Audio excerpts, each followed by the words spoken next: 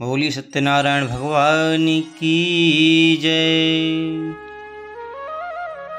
सत्यनारायण भगवान की कथा लोक में प्रचलित है। हिंदू धर्मावलंबियों के बीच सबसे प्रतिष्ठित व्रत कथा के रूप में भगवान विष्णु के सत्य स्वरूप की श्री सत्यनारायण व्रत कथा है। कुछ लोग मनौती पूरी होने पर कुछ अन्य नियमित रूप से इस कथा का आयोजन करते हैं। श्री सत्यनारायण व्रत कथा के दो भाग हैं, व्रत पूजा एवं कथा।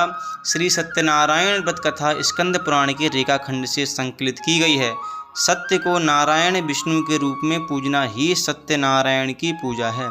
इसका दूसरा अर्थ यह है कि संसार में एकमात्र नारायण ही सत्य हैं, बाकी सब माया है। भगवान की पूजा कई रूपों में की जाती है, उनमें से उनका सत्यनारायण स्वरूप इस कथा में बताया गया है।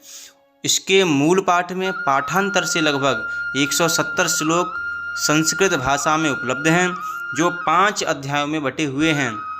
इस कथा के दो प्रमुख विषय हैं, जिनमें एक है संकल्प को भूलना और दूसरा है प्रसाद का अपमान।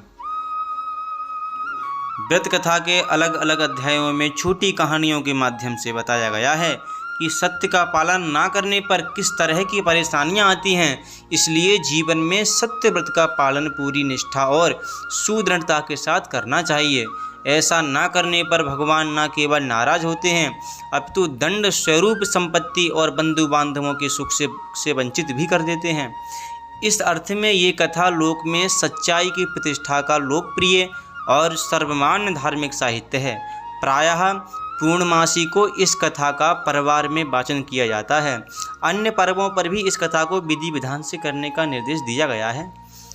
इनकी पूजा में केले के पत्ते व फल के अलावा पंचामृत, पंचगव्य, सुपारी, पान, तिल, मौली, रोली, कुमकुम, दूर्वा की आवश्यकता होती है, जिनसे भगवान की पूजा होती है। श्री सत्यनारायण की पूजा के लिए दूध, मधु, केला, गंगाजल, तुलसी, पत्ता, मेवा मिलाकर पंचामृत तैयार किया जाता है, जो भगवान को काफ़ी पसंद है।